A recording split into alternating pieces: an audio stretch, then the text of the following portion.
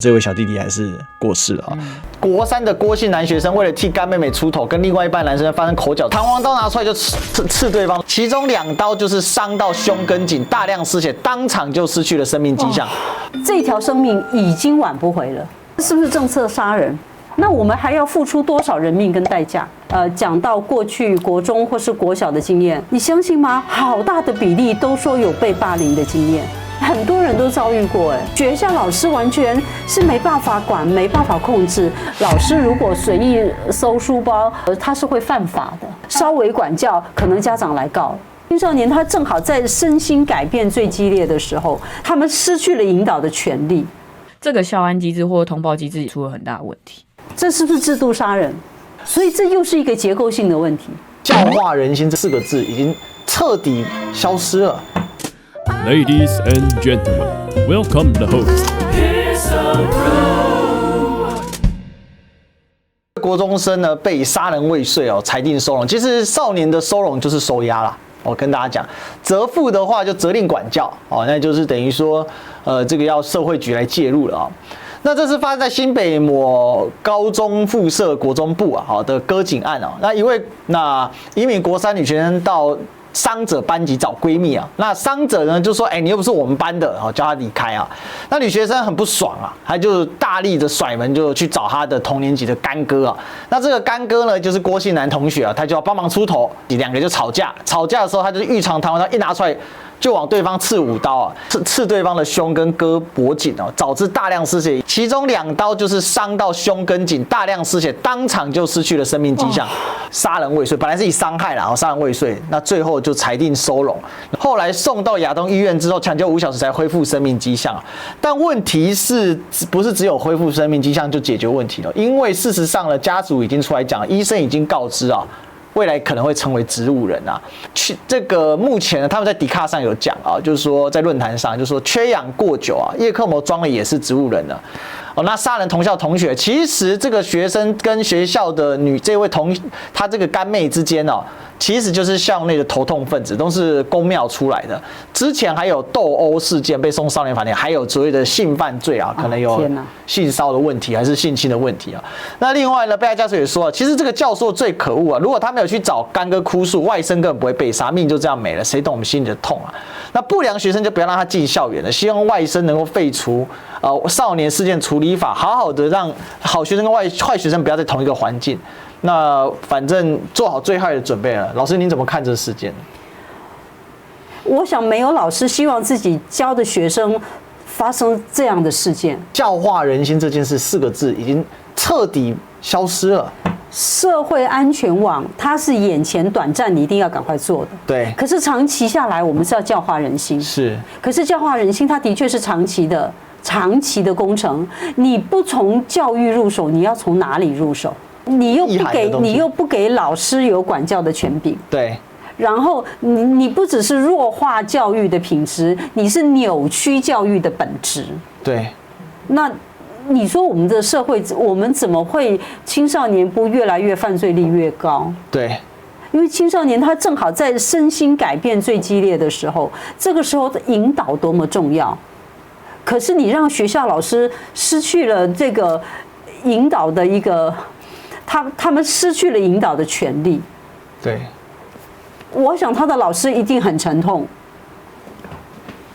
我相信这个绝对不是单一事件，只是它的程度恶性比较高，更严重。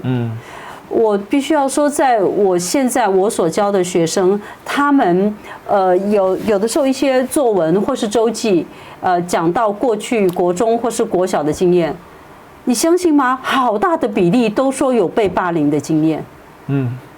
那这只是最可怕的一个最霸凌到出人命。对，霸凌到出人命。那但是一般性的霸凌，现在在小学、在国中，原来多得不得了，我真是无法想象为什么会这样。对，为什么霸凌变那么普遍？那学校老师完全是没办法管、没办法控制。那这些小孩动不动就闹人怎么样子？那他们的家庭状况到底是如何？我觉得这就是家庭功能跟学校功能都没有办法发挥，于是校园就发生这样的惨案。那这是最最高程度的霸凌。可是，一般的那种小规模的霸凌，几乎是我觉得在校园里面好像几乎无日无之，天天都有，很多人都遭遇过，我其实非常吃惊，因为在我自己生活那年代，我们那时候也没有霸凌这个词出现。那当然，校园里面是不是完全没有就欺负人家？对，如果有也一定非常少，因为我完全不知道。我老家在基隆哦，我们如果用现在的眼光看，那算是偏乡学校哦。那我们就是一般那个都会区以外的学生啊，都会区以外的校园啊。可是那时候整个社会风气是很淳朴的，校园里面不是说没有不良少年的学生也有，可是不会这么嚣张，而且学校是有管教的，而且管教的还蛮严厉的，因为那个时候管教权很大，对。那但是现在完全没有了，对。那甚至如果稍微管教，可能家长来告了。那所以才我觉得这样的一个事件，就显现我们校园的一个管理管教长期出了问题，而且那个问题是越来越被漠视，才会使得这些霸凌的案件，它的规模、它的程度越来越大。这里面最夸张的点是说，一个学生怎么会没事带弹簧刀放在自己的口袋里面？这随时被抬狼的呢？以前我记得，可能教官或是以前叫训导处，训导主任，现在叫学务处。那个训导主任或是训导处里面会有一个管理组长，对，那个管理组长可能这个令学校有案登记在案的这些令头痛的学生，会经常检查他们的书包，那也就是预防他们带武器。可是现在学校老师是不可以随便搜学生的书包，是不可以的。你这好像法律上面说，老师如果随意搜书包，他是会犯法的。这让我想到一个问题，你看加州的零元购为什么失控？对啊，因为他通过了49条法，那49条法就是$950以下偷窃。是啊，轻罪不办。对，结果现场实务执行就是连警察都双手插手，看他在那边干东西。是。所以如果是这样的话，那等于说，当你收管了老师的权限的时候，那老师为了怕教学纠纷嘛，那我干脆我也没。这是不是政策杀人？对。这是不是制度杀人？那执行政策、设计政策、设计制度的人要不要检讨？这条生命已经挽不回了。那以后这样的事情会不会继续发生？非常有可能。这一个少年犯，他这一次杀人未遂，然后他就算他进监狱了，少年犯其实很轻，他很快就会出来了。那他没有受到足够的教训，他以后会不会犯下更大的案子？很有可能。那我们还要付出多少人命跟代价？所以这又是一个结构性的问题。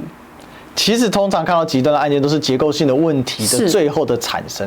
是小学生。所以现在他们好像有一个方法，就是好像每一个学期会叫学生填一下，比方说你近3个月之内有没有听过或遭遇过霸凌事件，学生写有的话，那教官就要赶快去介入调查或是干嘛。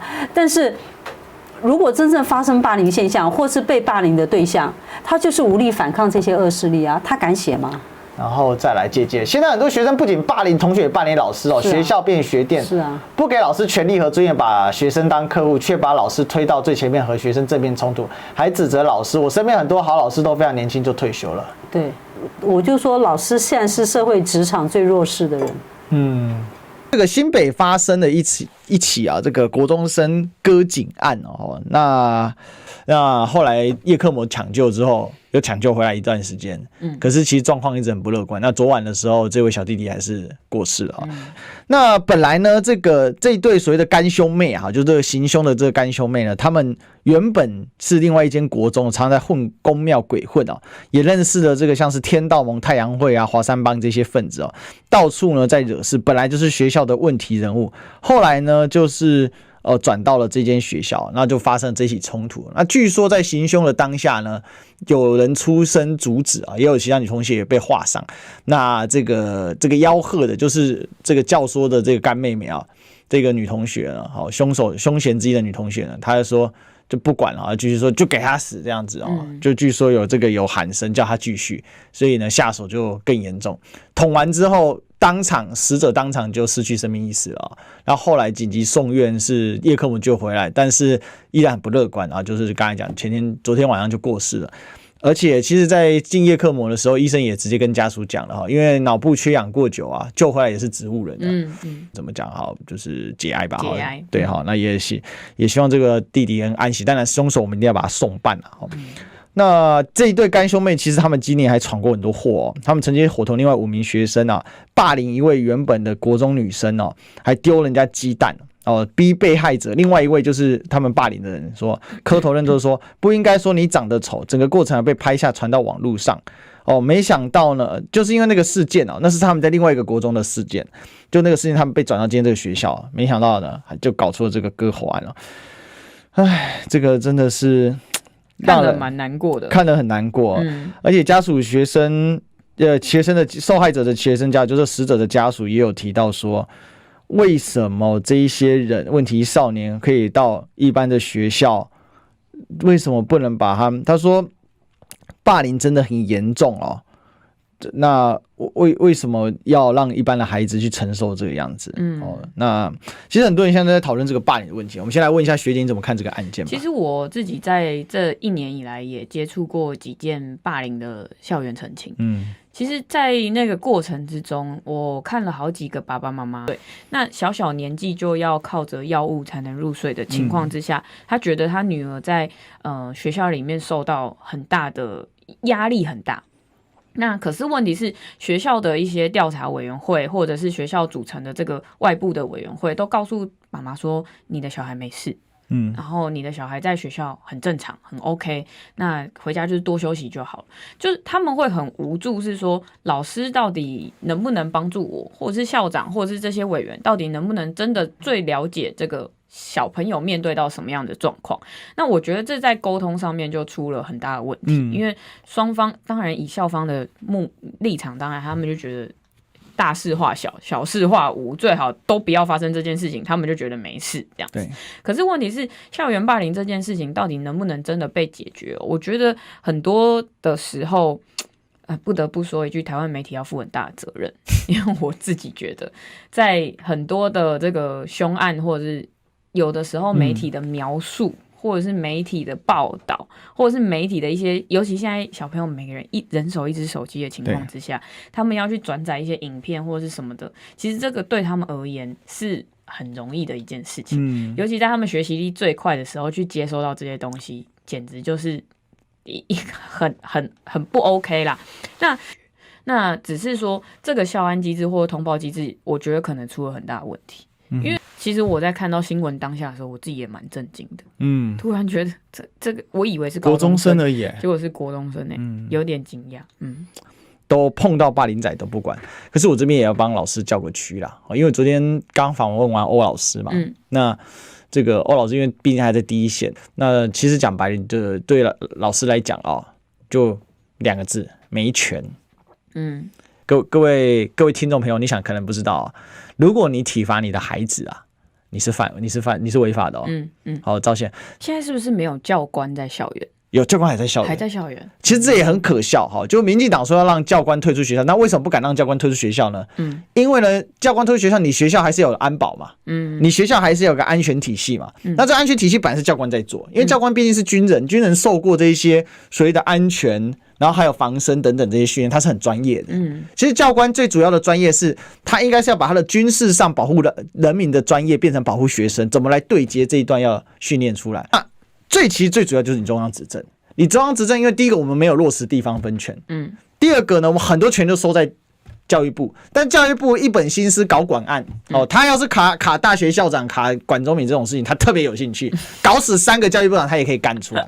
但是你今天叫他，对不对？这个内政部跟教育部落实这个所谓的社会安全网，然后这个落实所谓的校园安全问题、扫毒的问题、含假的啦，对诈骗的问题，对不对？没有一个系统性的去处理这个问题。反正呢，时间到了，我告诉你，校园安全怎么解决？高中职学费全免，开心吧？你看，就是上行下效，风行草偃嘛。所以其实政府的影响力是很大的哦。你一个总统、一个行政院长，你是什么风格，你下面的官员就是什么风格，而且它会直接影响到社会变什么风格。那很多人说有吗？怎么可能？林北也不会插小总统啊！我跟你讲，真的，你不要低估这种上行下效的这种风。其实你今天你如果政府有一个比较好的社会和谐的环境，而不是你每次到选举你在吵民粹嘛，你在吵对立嘛，对啊，你在吵抗中保台嘛，撕裂族群嘛，对嘛？那你就自然而然什么都会撕裂，老师跟学生撕裂，学生跟学生撕裂，然后整个社会互相不信任，你扯吗？哦，对，出征这个文化好像也是这几年兴起的，就民进党这个有了网军之后，对，每个人发什么脸书，然后立刻就会被出征。